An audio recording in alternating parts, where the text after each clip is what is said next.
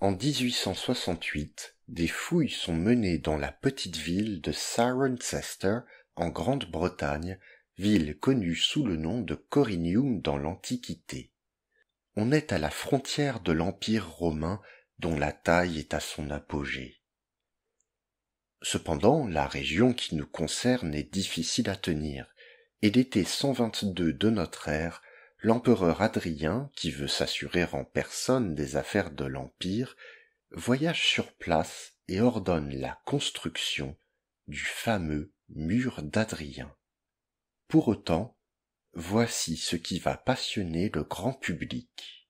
Un graffito gravé sur l'enduit d'une maison datant du IIe ou du IIIe siècle, première découverte d'un carré sator de datation antique. Ce carré a eu une postérité extraordinaire, de la Rome antique au Moyen-Âge chrétien jusqu'à l'occultisme moderne. La forme est conservée, mais chaque époque y ajoute un sens, comme une couche de roche sur une autre. Voyageurs, fraternité, amis, nous allons faire de la géologie, c'est à savoir analyser la composition et la formation des différentes strates de sens du carré sator. Qu'est-il écrit sur ce fameux carré sator? On peut lire sator, arepo, tenet, opera, rotas. Première observation, c'est du latin.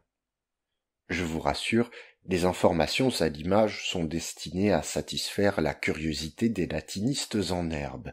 Elles ne sont pas nécessaires pour comprendre mon propos, il vous suffira simplement de suivre ce que je dis. Prenons le premier mot, sator. Ce mot signifie simplement semeur. Il ne pose pas de difficulté. En revanche, le mot arepo nous donne du fil à retordre. On a plusieurs hypothèses qu'on a eu beaucoup de mal à vérifier parce que le mot arepo est ce qu'on appelle un apax. Un apax est un mot qu'on ne trouve qu'une fois dans toute la littérature d'une langue. Et vous comprenez que les comparaisons des différents contextes sont difficiles puisqu'en tout et pour tout, on n'a qu'un seul contexte pour le mot arepo, celui du carré sator. Donc on va le mettre de côté. Tenet ne pose pas de difficulté à son tour, c'est un verbe, le verbe tenir. Opera signifie le travail, la peine et dans le cas qui nous concerne, le souci du travail. Enfin vient le mot rotas que l'on peut traduire aisément par les roues. On aurait donc le semeur tient les roues avec soin. Je n'ai pas traduit le mot arepo. Mais me direz-vous, pourquoi donc cette phrase en latin est-elle si intéressante? Les mots du carré, mis bout à bout, forment un palindrome. Un palindrome est une expression dont la moitié des lettres est comme le miroir de l'autre moitié. Voici un exemple qui s'affiche à l'écran, un exemple de Maître Capello. Ésope reste ici et se repose. Vous voyez que les lettres qui sont à droite sont l'inverse des lettres qui sont à gauche, comme si le C central servait de miroir. Eh bien, concernant le carré sator, dès lors qu'on l'écrit sur une ligne, on obtient un palindrome. Et en fait, il faut comprendre l'intérêt du carré en commençant par le voir comme un palindrome. Vous voyez que le mot sator est le miroir du mot rotas, que arepo est le miroir du mot opéra, et que tenet est son propre miroir en quelque sorte. On notera donc que ce palindrome est particulièrement efficace puisque les mots restent entiers. On pourra les superposer afin d'obtenir le carré sator qui se lira de gauche à droite et inversement, mais aussi de haut en bas et inversement. Autre perle géométrique, la périphérie du carré est complétée par le mot rotas, roue, à la ressemblance d'un calligramme, c'est-à-dire d'un texte dont les lettres forment un dessin.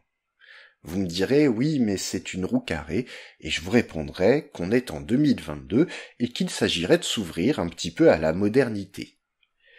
Vous comprenez à présent l'attrait qu'a pu provoquer ce carré sur son observateur à travers différentes époques. Eh bien, c'est cet attrait qui sera la pierre angulaire de mon exposé. Reprenons. La trame géométrique du palindrome est renforcée par la mise en carré au point qu'elle passe au premier plan, avant la lecture attentive. Je m'explique. Dans l'esprit de l'observateur, la fascination pour la profondeur mathématique, tel le plan invisible d'une œuvre à la technicité parfaite, déborde sur l'écriture, qu'importe le sens des mots. Or, la langue n'est-elle pas imparfaite, changeante, justement arbitraire? Eh bien, à chaque époque, l'observateur, parce qu'il ressent ici un sens supérieur à cause de la géométrie, va donner une signification nouvelle aux lettres, aussi parfaite qu'une équation, et qui n'est pas entachée par la légèreté de la langue. Pour lui, c'est un sens caché qui fait surface. La lecture du romain, du chrétien, de l'occultiste sont en réalité autant de réécriture du sens. Voyons d'abord ce qu'il en est du christianisme. La première occurrence du carré Sator dans le haut Moyen-Âge se retrouve au bas d'une page d'une Bible datant de 822 sous la forme d'un cul de lampe multicolore. Un cul de lampe, dans un manuscrit, c'est simplement un dessin qu'on trouve au bas d'une page et qui marque la fin d'un texte. On observera ensuite le carré Sator dans de nombreux bâtiments français, dans une église de Rochemaure en Ardèche, dans le château de Chinon, etc. Quelles révélations les chrétiens, du Moyen Âge à nos jours, ont vu dans ce carré? Comme elles sont nombreuses, je vous les ai classées. On a évidemment pensé voir un message dans la géométrie. Une croix apparente, comme vous l'avez peut-être déjà vu, est formée par les deux mots ténet, l'un étant horizontal et l'autre vertical, la lettre N constituant le centre de la croix. Et bien évidemment, une croix dissimulée correspond à cette croix apparente. Cette croix dissimulée est mise en lumière par le réarrangement des lettres, ce qui permet d'obtenir deux pater noster. Pour vous l'expliquer brièvement, le pater noster, ou Notre Père, ou encore Pater Noster, est une très ancienne prière chrétienne qui déjà était commentée à la fin du IIe siècle ou au début du IIIe siècle par Tertullien dans un de ses livres qui s'appelle le De Oratione. Dans les évangiles, Pater Noster est le début de la réponse du Christ quand les apôtres lui demandent comment prier.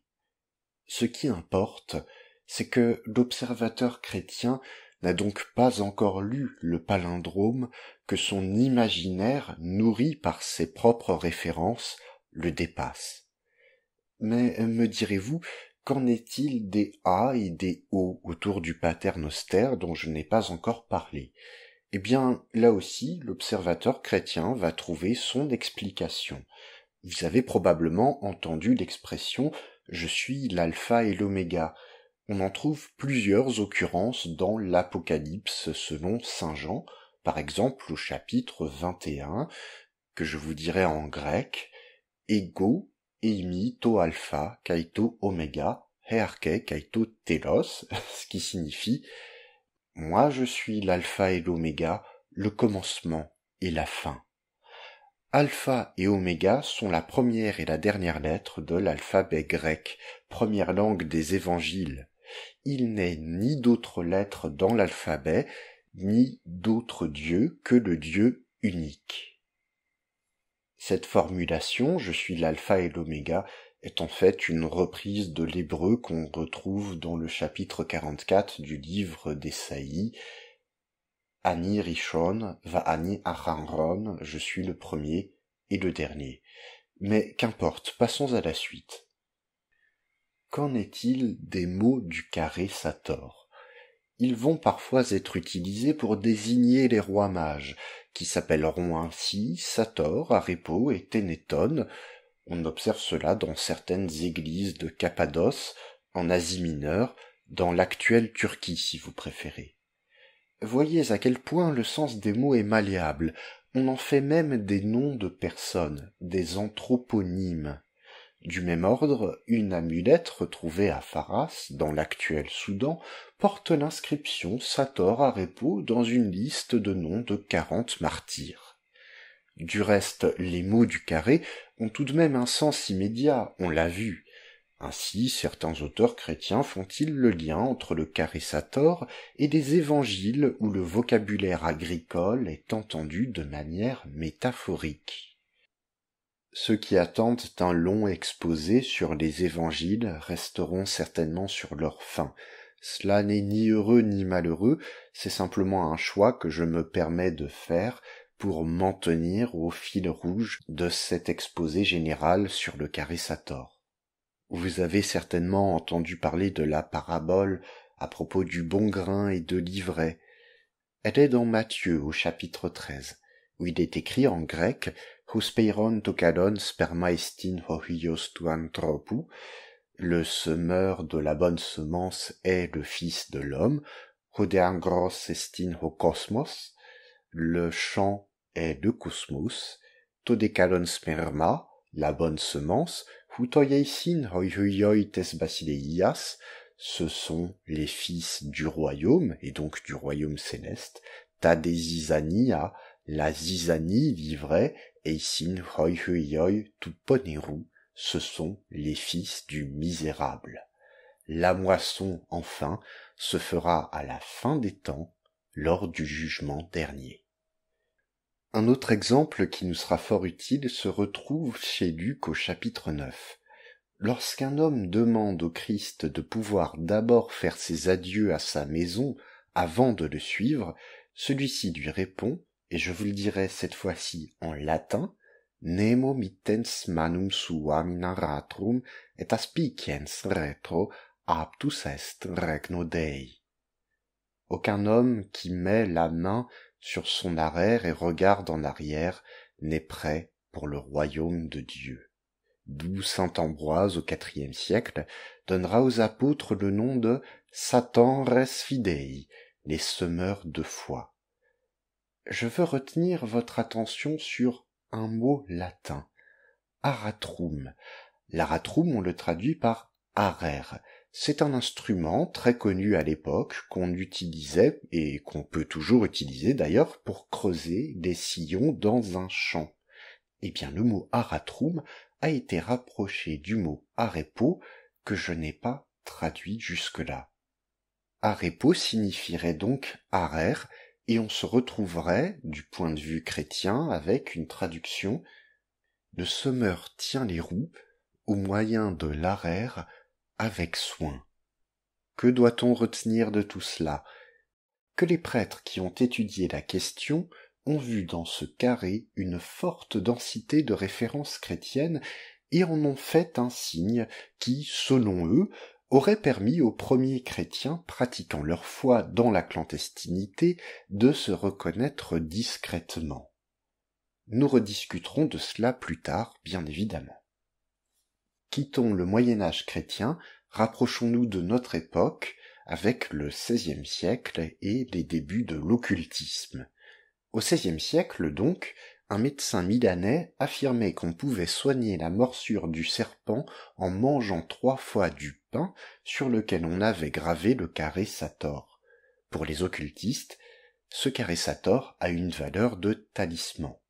Je vais expliquer brièvement là aussi ce qu'on appelle occultisme. Très rapidement, et contrairement à une idée reçue, l'occultisme est tout à fait moderne. Il s'agit d'un mouvement en réaction à l'essor de la science et qui prétend mieux expliquer le monde en reprenant le mode de lecture figuré de la religion, mais plus librement. Le médecin milanais dont je viens de vous parler et qui préconise de manger du pain pour soigner la morsure de serpent est simplement un homme de culture chrétienne. Il connaît son Pater Noster où il est écrit « Donnez-nous notre pain quotidien ». Le pain quotidien, c'est-à-dire le corps du Christ au moment de la communion à l'Église. De nos jours, les sites internet occultistes pullulent. On y trouve des associations d'idées, souvent débridées. Par exemple, le mot Sator, qui signifie semeur, est rapproché du nom Saturne, le dieu romain antique. On y retrouve aussi beaucoup de pratiques magiques, c'est-à-dire des pratiques qui manipulent des puissances invisibles. Le carré Sator est ainsi un talisman qui agit contre le mal de dents, contre les morsures d'animaux, qui guérit des maladies, etc. L'occultisme, pour tout vous dire, n'est pas du tout mon domaine d'étude, et on s'y perd très vite. Je voudrais qu'on garde tout de même 2 remarques en mémoire. L'occultisme est un canal populaire de diffusion du carré Sator. Il est employé pour ses propriétés magiques. Tout de même, le pouvoir attribué au carré Sator ne sort pas d'un chapeau. Un parchemin d'Aurillac, datant du Moyen-Âge, lui confère un pouvoir prophylactique pour l'accouchement. Prophylactique, cela signifie qu'il éloigne le mauvais sort. En fait, il semblerait que la vogue chrétienne du carré Sator ait commencé en Afrique du Nord sous forme d'amulettes chrétiennes, coptes et éthiopiennes, qui avaient un pouvoir de guérison, favorisaient le repos de l'âme, etc. Tout ça n'est pas forcément au goût de l'Église actuelle, certes. Notons que les croyances populaires en la magie du carré sont pourtant depuis bien longtemps un grand vecteur de diffusion et qu'elles ne font que se poursuivre sous la forme de l'occultisme moderne. Le carré Sator est donc diffusé depuis bien longtemps, certes, mais depuis quand exactement? Depuis avant le christianisme, peut-être? Remontons le temps. Des carrés Sator, on en trouve un peu partout dans l'Empire romain, en Orient, sur les bords de l'Euphrate, près de Budapest, au Portugal, etc. Pourtant, on ne trouve aucun indice de rituel qui impliquerait ces écritures et qui encadrerait une manière, un moment pour tracer ce carré. Dit autrement, Monsieur et Madame Tout-le-Monde, maçons, soldats, paysans, décrits sur des baraquements, des maisons, près d'un temple et même sur une charrue, chaque fois à l'envi et avec les moyens du bord. Pas besoin d'un prêtre ou d'un rituel magique pour susciter le besoin d'écrire ce carré Sator. Concernant la supposée origine chrétienne, ces trouvailles archéologiques n'invitent pas à y souscrire. Dans la majorité des cas, le christianisme ne s'est pas suffisamment diffusé. Le cas de l'inscription à Pompéi est éloquent. Vous avez peut-être entendu parler de l'éruption du Vésuve qui a figé la ville de Pompéi dans le temps, précisément le 24 août 79, ce que l'on sait grâce à l'administration romaine. Les carrés Sator qui s'y trouvent ont été écrits forcément avant cette date du 24 août 79. Or, à cette époque, on n'a pas trace de chrétiens à Pompéi, ni des évangiles dont les parchemins les plus anciens datent de la deuxième moitié du 1er siècle en Orient. Pour couronner le tout, le mot arepo ne peut pas signifier arère. On a voulu le rapprocher du gaulois arepenem qu'un auteur romain, Columelle, avait traduit par demi-jugère. La jugère est simplement une unité de mesure pour la surface d'un champ. Et puis, il y a cette inscription qu'on retrouve sur une charrue, oui, mais pour les linguistes actuels, rien n'est satisfaisant, on n'a que quelques coïncidences, et comme on l'a vu, la chronologie dément souvent les conclusions des prêtres. Mais que signifie donc le mot arepo? La réponse est simple. il fallait obtenir un palindrome parfait, quitte à faire un accident. Le mot arepo est en fait dénué de sens, et peut-être que pour le romain il est devenu un nom propre, amusant. Le semeur arepo tient les roues avec soin, voilà ce qui serait écrit.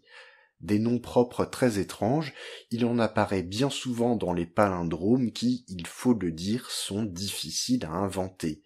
Très souvent on se retrouve donc avec un mot qui ne veut rien dire, et on dira que c'est un nom propre. Alors quoi? Pas de valeur allégorique chrétienne, pas de rituel magique, quid d'un sens plus profond pour les Romains? Il existe effectivement des emplois figurés du mot semeur. Cicéron, dans le De Natura Deorum, de la nature des dieux, fait parler un personnage qui expose la pensée des philosophes stoïciens en comparant l'univers à un sator qui sème et fait croître ses propres membres. Il reprend le thème ancien de la terre automatique, celle qui génère spontanément la vie, en ajoutant ici l'intervention divine. Le poète Virgile, au 1er siècle, un petit peu après Cicéron, désigne Jupiter, le roi des dieux, par la périphrase Satan Rominum atque deorum, le semeur des hommes et des dieux. On retrouve cette expression dans son épopée, l'Énéide, au 1er chant, au vers 254 pour les curieux. Alors oui, on retrouve la métaphore végétale d'un semeur dans certains grands textes antiques, l'exemple le plus criant étant le mythe de l'âge d'or où les hommes poussaient comme du blé, sans compter bien sûr l'existence de rites jalonnant le calendrier agricole. Mais ne vous y trompez pas, il ne faut rien exagérer. Les mythes et les cultes romains ne connaissent pas d'unité générale autour d'un grand semeur de l'univers. Il existe à Rome un temple pour Jupiter Optimus Maximus, Jupiter très bon, très grand, mais pas pour un Jupiter semeur. Il faut donc nous rendre à l'évidence. À l'origine, le carré Sator était simplement un jeu de mots à la technicité hypnotique qui plus tard a éveillé notre réflexe de lui trouver inépuisablement du sens. Tout de même, il aura certainement été inspiré par l'importance du travail de la terre, cristallisé dans la figure idéale du paysan romain. Je vous remercie pour votre écoute. N'hésitez pas à partager cet exposé s'il vous a plu.